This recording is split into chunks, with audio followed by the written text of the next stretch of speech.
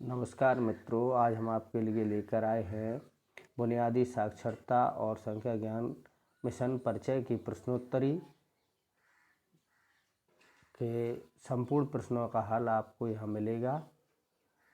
AFLN लक्ष्यों को प्राप्त करने के लिए निम्नलिखित में से कौन सी स्वयंसेवी की भूमिका नहीं है? तो इसका सही उत्तर है AFLN मिशन की पॉलिसी तैयार करना।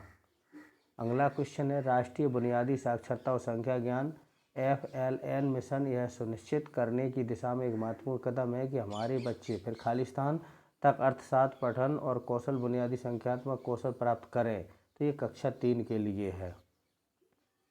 मिशन का विचार यह है कि प्रत्येक बच्चा खालिस्तान पढ़ने, लिखने और गणित में वांछित सीखने की क्षमता प्राप्त कर ले, ग्रेड 3 के अंत तक और ग्रेड 5 के पहले।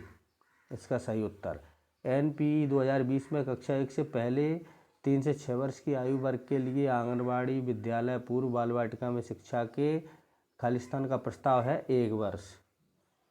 मिशन मोड में तक बुनियादी साक्षरता और संख्या के लक्ष्य को प्राप्त करने के लिए राज्यों और केंद्र शासित प्रदेशों की महत्वपूर्ण भूमिका है। इसमें आप 2025 और 26 SDG के लक्ष्य 4.2 का उद्देश्य यह सुनिश्चित करता है कि सभी लड़कियों और लड़कों की, जिसमें वांछित समूह विकलांग बच्चे भी शामिल हैं, 2030 तक गुणवत्तापूर्ण खालिस्तान देखभाल और पूर्व प्राथमिक शिक्षा प्राप्त हो ताकि प्राथमिक शिक्षा के लिए तैयार हो सके। इसमें प्रारंभिक बाल व्यवस्था विकास। सही आंसर। NCERT देश की एक अग्रणी शैक्षिक संस्थान है और यह संस्था शिक्षक प्रशिक्षकों के लिए सामग्री विकसित करने और प्रशिक्षण आयोजित करने के साथ साथ खालिस्तान के लक्ष्यों को प्राप्त करने में भी महत्वपूर्ण भूमिका निभाती है। इसमें बुनियादी साक्षरता और संख्यात्मकता। सही उत्तर। बुनियादी साक्षरता और संख्या ज्ञान मिशन का दृष्टिकोण है कि सभी पहलुओं को ध्यान में रखते हुए एक साक्ष्य वातावरण सुनिश्चित हो। प्राथमिक कक्षाओं में 2025 तक सुनिश्चित करें ताकि प्रत्येक बच्चा कक्षा 3 के अंत तक और ग्रेड 5 के पहले पढ़ने, लिखने और अंकगणित में वांछित सीखने की क्षमता को प्राप्त कर सके। इसका सही उत्तर है बुनियादी साक्षरता गणित का सार्वभौमिक अधिग्रहण। सभी हितधारकों को जैसे शिक्षकों, अभिभावकों, छात्रों, समुदाय को के लिए मजबूत नींव तैयार करने में शामिल करें। जीवन पर्यंत चलने वाले अधिगम। CBSE प्राथमिक स्तर पर के एक पूल की पहचान करेगा। सरकारी प्राथमिक शिक्षकों का मार्गदर्शन कर सकता है और प्राथमिक स्तर पर शिक्षकों का मार्गदर्शन करने के लिए सामग्री विकसित कर सकता है। इसमें उत्कृष्ट शिक्षक है। सही उत्तर है उत्कृष्ट शिक्षक। NPE 2020 की आकांक्षा है कि सभी बच्चे बुनियादी गणित और संख्यात्मक कौशल के साथ सीखें पढ़ना और लिखना। सही उत्तर। किसी भी बच्चे के जीवन काल में प्रारंभिक वर्ष महत्वपूर्ण होते हैं क्योंकि इस समय किसी अन्य चरण की तुलना में किस तीव्र होती है विकास की दर। सही आंसर। ECC की अवधि है जन्म से 8 वर्ष की उम्र तक। सही आंसर। भावी स्कूल शिक्षा और आजीवन सीखने के लिए और संख्याओं की बुनियादी समझ जीवन के लिए आवश्यक आधार है NPE 2020। इसका सही उत्तर है पढ़ना और लिखना।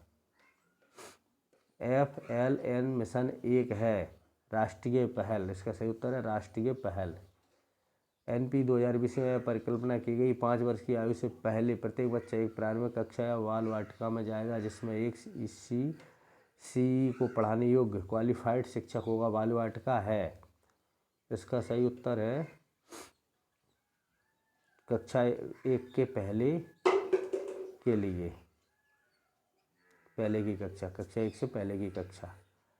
स्कूली शिक्षा के बुनियादी स्तर में भाषा और गणित कौशल का निर्माण करने का उद्देश्य है।